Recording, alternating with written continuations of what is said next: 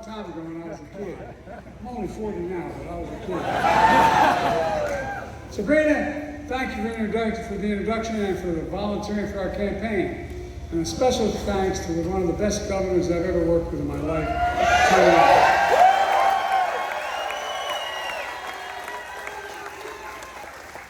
We've got a former governor, Jim Doyle. Mayor of this city. And look, we got a guy who has a tough time winning the election, only gets 70% of the vote, Congressman Mark Pocan. There's so many local leaders today, including the chair of the Wisconsin Democratic Party, Ben Wickler.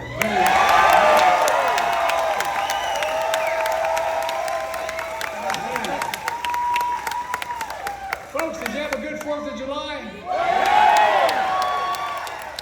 By the way, if you wonder whether Trump has it all together, did you ever hear how he explained the 4th of July? When he was president? No, I'm serious. It's true. His explanation how America won the Revolutionary War? I'm not making this up.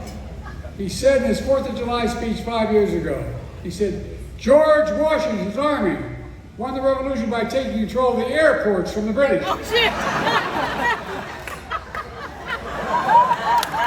Talk about meanness speaking. Airports from the British in 1776. It's true, he is a stable genius. My friends, I'm in Wisconsin for one reason, because we're going to win Wisconsin. Let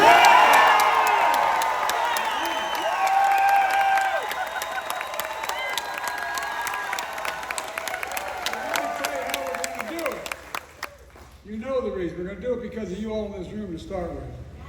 Well, we're going to stand up for women in America. Yes!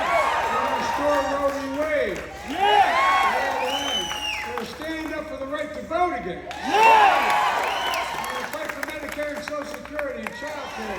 Yes! Aid. Oh, it's growth economies. We're going to keep lowering the cost of prescription drugs and expanding health care for everyone. Look, we're going to protect our children from getting weapons of war off our streets. That's what we're going to do. Yes! The idea that more children die from gunshot wounds in America is so wrong. It's sick. It really is sick. We're going to keep confronting climate change. Yes! And most important, we're going to save our democracy.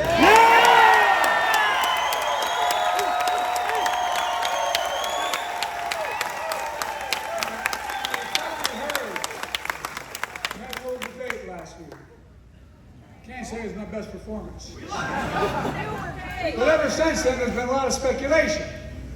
What's Joe going to do? Is he going to stay in the race? Is he going to drop out? What's he going to do? Here's my answer. I am running and going to win again.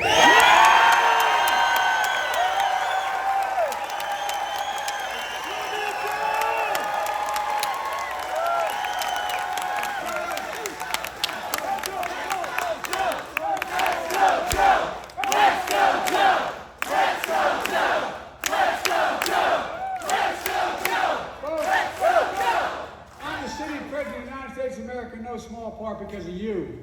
Yeah. Not a joke. In 2020, you came through for me. I'm a nominee of the Democratic Party. That's right. I'm a nominee of this party because millions of Democrats like you just voted for me in primaries all across America. Yeah. The voters didn't be your nominee. No one else.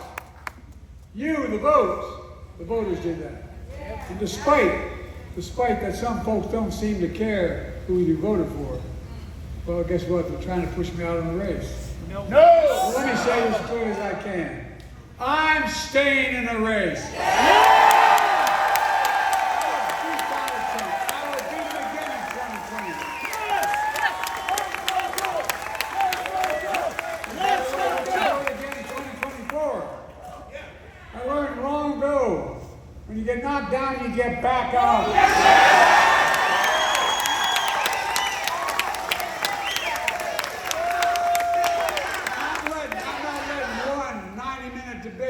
Wipe out 3.5 years of work. Yes! As the governor said out of legislation from the depths of pandemic, to the strongest economy in the world, and that's literally true. Tell them, Joe! And you are not finished yet. You probably also noticed a lot of discussion about my age. I know I look 40. I keep seeing all those stories about I'm being too old. Let me say something. I was too old. I wasn't too old to create over 15 million new jobs. To make sure 21 million Americans are insured under the Affordable Care Act. To be Big Pharma, the first time they ever do that, lower the cost of living to 30%. They're too old to release student debt for nearly 5 million Americans in government. Too old to put the first black woman on the Supreme Court of the United States of America. To sign the Respect for Marriage Act. They're too old to sign the most significant gun safety law in 30 years. To pass the biggest crime bill in the history of the world, not here, history of the world. But then, my critics say, sure, but he did all that. But that was in the past. What about now? Well, how about the 200,000 jobs we announced yesterday? So let me ask you, what do you think? You think I'm too old to restore Roe v. Wade and the law of the land? No!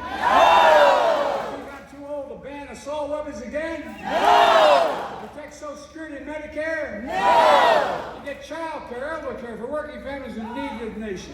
No! To make billionaires finally start to pay something beyond 8.2% of the tax? Let me ask you, you think I'm too old to beat Donald Trump? No! I can hardly wait. Anyway. Folks, let's focus on what really matters. We're running against the biggest liar and the biggest threat. Oh, really? The biggest liar and biggest threat to our democracy in American history. That's not hyperbole. Over 150 presidential historians voted him the worst president in American history. No, the worst. As I've said before, he has the morals of an alley cat. He lies about the economy. The truth, he's one of only 2 American presidents who left office with fewer jobs than when he came into office. You know who the other one was? Herbert Hoover. That's why I call him Donald Herbert Hoover Trump. He lies about the pandemic he totally botched. The truth is, over 1 million people went on to die. He told us what? To inject bleach in our arm. He wasn't serious. He lied about how great he was for veterans in his administration. The truth, he called veterans who gave their lives serving America, and I was just in Normandy and on the beaches of Normandy and all through that area. And he said, I have trouble saying this because my son died as a consequence of that. Who gave their lives, he called them, quote, suckers and losers.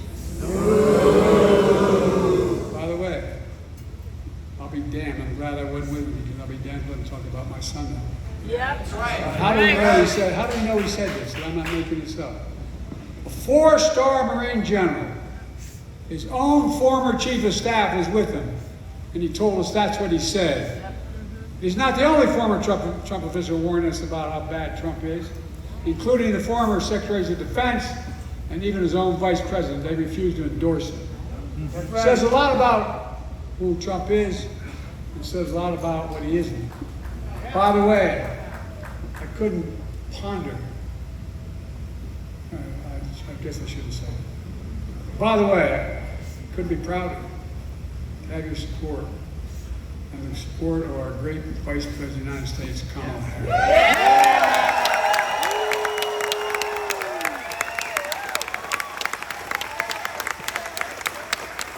Trump is a convicted felon, found guilty, 34 felonies, trying to hide hush money payments to a porn star.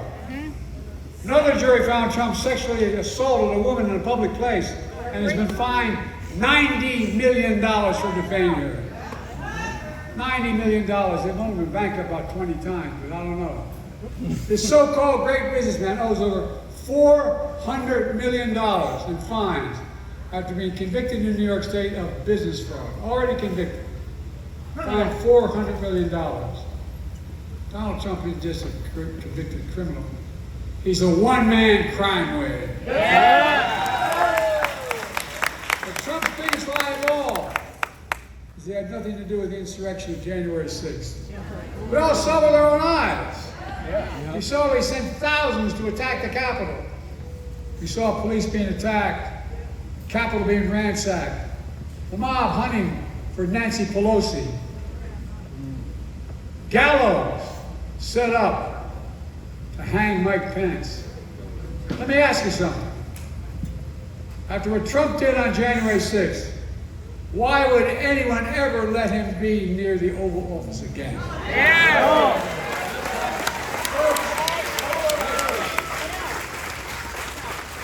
The issue of this election is, what kind of America do we want to be? What kind of America do we want to be? We want to be a country of anger, revenge, and retribution, or a country of hope and optimism and possibilities.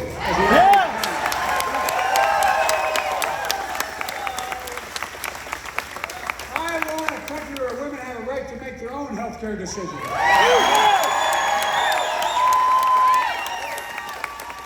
wants America where abortion is banned and women are punished. I want an America where health care is a right, not a privilege. Trump wants to throw tens of millions of people who couldn't get insurance any other way than Obamacare off of Obamacare.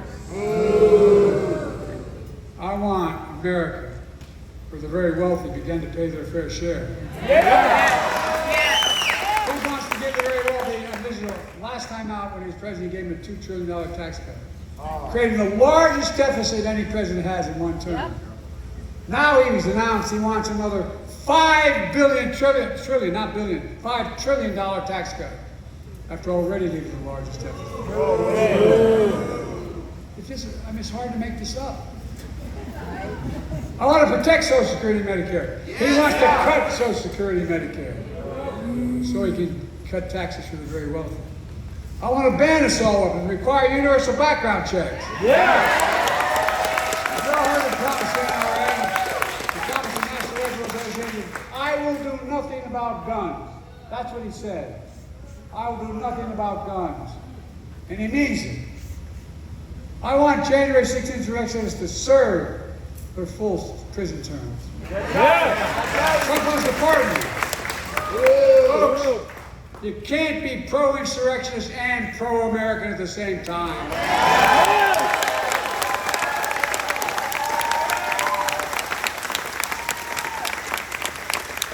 This is so damn serious.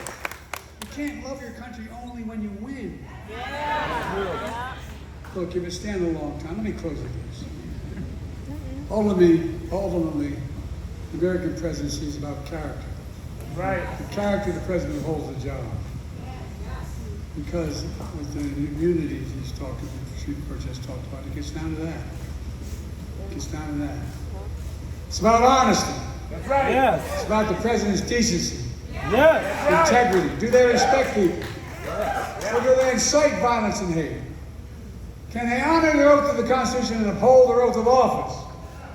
Well, I don't think it's an exaggeration. Yes, Trump has failed on every one of these character tests. Every one. Yep. And what's worse, the Supreme Court has just ruled that there are virtually no limits on the power of the presidency. I know it sounds bizarre, but that's what they ruled. A frightening decision. According to the extreme majority of the Supreme Court, the president is now above the law. We just celebrated the 4th of July, saying we will not be ruled by a king. And this Supreme Court he appointed approved this new law. Stand the court.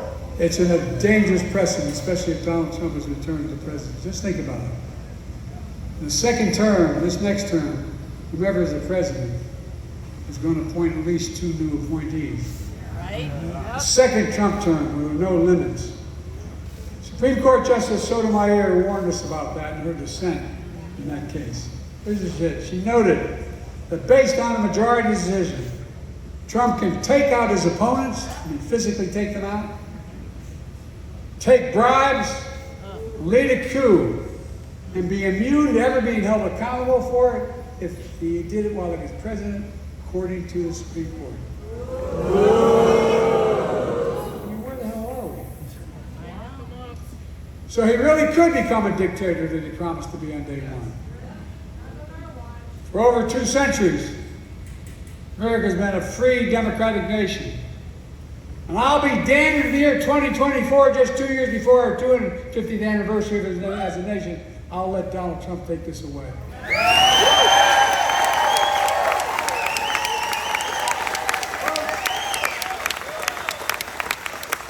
is not hyperbole. This race is about our freedom. It's about our democracy. It's about the very soul of America. Are you prepared to fight for that? I know I am, and I will. I have never been more optimistic about America's future, because the American people are decent, good, honorable. Just remember who in God's name we are.